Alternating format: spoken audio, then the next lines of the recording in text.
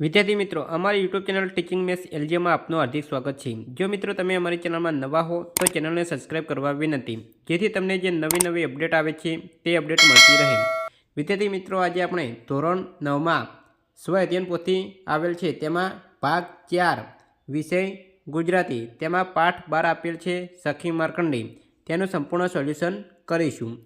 જો મિત્રો તમે સંપૂર્ણ વિડીયો જોશો તો તમને વધુ ખ્યાલ આવશે। પાઠ 12 સખી માર્કંડી, એમાં વિભાગ એ આપેલ છે। જોડકા યોગ્ય રીતે જોડો। કૃતિ આપેલ છે અને અહીં સ્વરૂપ આપેલ છે। તો સખી માર્કંડી એ પ્રવાસ નિબંધ છે, માટે તેને પ્રવાસ નિબંધ સાથે જોડીશું। ખાલી જગ્યા પૂરો। 2 સખી માર્કંડી કૃતિના સર્જકનું નામ ખાલી જગ્યા છે, તો જવાબ આવશે કાકા સાહેબ કાલેલકર। 3 ગાંધીજીએ કાકા સાહેબ કાલેલકરને ખાલી જગ્યા બિરુદ આપ્યું હતું, જવાબ આવશે સવાઈ ગુજરાતી। 4 માર્કંડેય ખાલી જગ્યાના ડુંગરોમાંથી નીકળે છે, તો જવાબ આવશે વૈદ્યનાથ। 5 મૃકુંડ ઋષિએ ખાલી જગ્યા બાળકની માંગણી કરી, જવાબ આવશે સદગુણી। એક વાક્યમાં ઉત્તર લખો। 6 લેખક નકશામાં માર્કંડેયની લીટી શા માટે શોધતા નથી? જવાબ, કારણ કે એ સખી મટી નદી થઈ જાય તેવો એમને ભય છે। 7 સખી માર્કંડી કૃતિ કયા સંગ્રહમાંથી લેવામાં આવી છે? જવાબ, સખી માર્કંડી કૃતિ લોકમાતા સંગ્રહમાંથી લેવામાં આવી છે। 8 માર્કંડેયના પિતાનું નામ શું હતું? જવાબ, માર્કંડેયના પિતાનું નામ ઋષિ મુકુંડ હતું।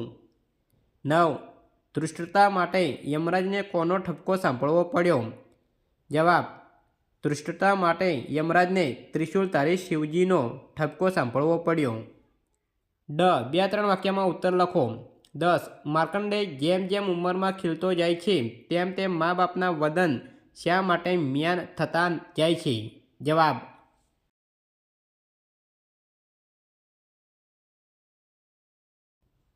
11 લણણીના દિવસોનો લેખકનો અનુભવ વર્ણવો। જવાબ,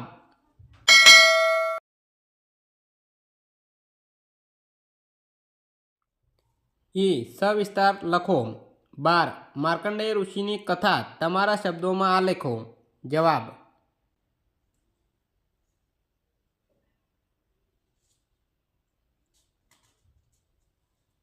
વિભાગ સી વ્યાકરણ વિભાગ, નીચેના પ્રશ્નોના આપેલા વિકલ્પોમાંથી યોગ્ય વિકલ્પ પસંદ કરી અને ઉત્તર લખો। 13 નીચેના શબ્દોની સાચી જોડણી શોધીને લખો। અહીં આપેલું છે તેમાં સાચી જોડણી છે તપશ્ચર્યા। અહીં બીજા નંબરમાં સાચી જોડણી છે સદગુણી।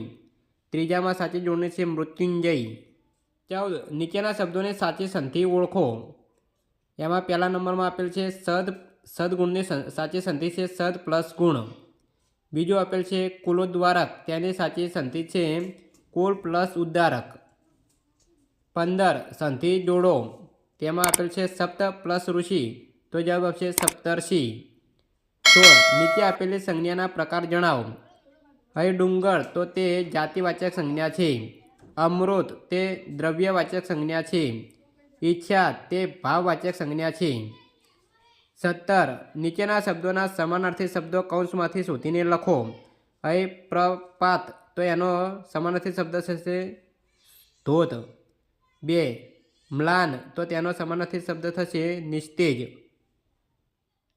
18 નીચેના શબ્દોમાં કયો પ્રત્યય રહેલો છે તે જણાવો।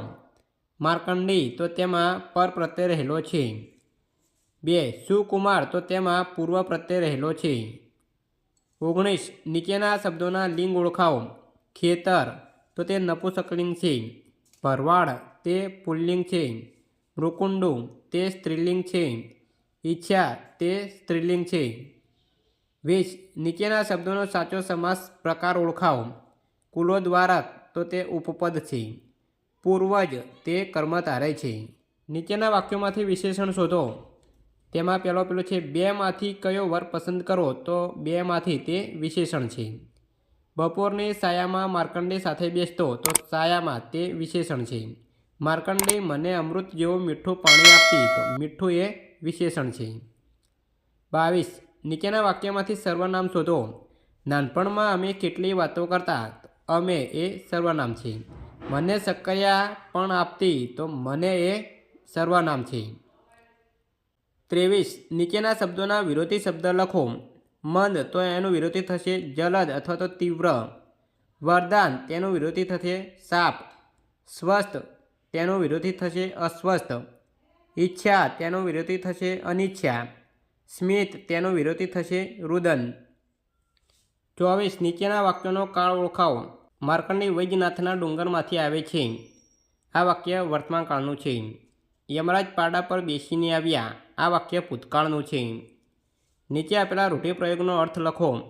આયુ તારા વહેવી તો આયુષ્ય વધવું. કુળને ઉજાળવું તો કુળની નામના વધારવી. નીચેના શબ્દ સમૂહ માટે એક શબ્દ લખો. કુળનો ઉદ્ધાર કરનાર કુલોદ્વારક. 100 વર્ષ જીવનાર શતાયુ ભવ. કર્મણી વાક્ય રચનામાં રૂપાંતર કરો. હું માર્કંડેય સાથે વાતો કરતો. જવાબ આવશે મારાથી માર્કંડેય સાથે વાતો કરાતી. મેં એનું મૂળ શોધવાની ઈચ્છા કરી નથી. મારાથી એનું મૂળ શોધવાની ઈચ્છા કરાઈ નથી. નીચેના શબ્દોના ધ્વનિ ઘટકો છૂટા પાડી સ્વર વ્યંજન ઓળખાવો. માર્કંડેય તો એ જવાબ આપેલ છે મ પ્લસ આ પ્લસ ર પ્લસ ક પ્લસ અને માથે મીંડું એ પ્લસ ડ પ્લસ ઈ. તેવી જ રીતે તપશ્ચર્યાનું આપેલું છે અને પ્રસન્ન તેના પણ ધ્વનિ ઘટકો છૂટા પાડેલા છે તે તમે જોઈ શકો છો. સદગુણી તેના પણ અહીં ધ્વનિ ઘટક છૂટા પાડેલા છે અને નક્ષત્ર તેના પણ અહીં ધ્વનિ ઘટકો છૂટા પાડેલા છે. 29 નીચેના વાક્યમાંથી રવાનુકારી શબ્દ શોધીને લખો. પગ મૂક્યો કે તરત જ ખળખળ એવો અવાજ શરૂ થયો તો અહીં ખળખળ એ રવાનુકારી શબ્દ છે. 30 નીચેના વાક્યોના અલંકાર ઓળખાવો. અને અમૃત જેવું પાણી પણ પાતી તો આ ઉપમા અલંકાર છે. પહેલાંની પેઠે એ મારી સાથે ગેલ કરતી નથી તો આ સજીવારોપણ છે. વિભાગ ડી લેખન વિભાગ. તેમાં 31મો પ્રશ્ન આપેલ છે કે નિબંધ લેખન એટલે કે નિબંધ લખવાનો છે નદીની આત્મકથા. જવાબ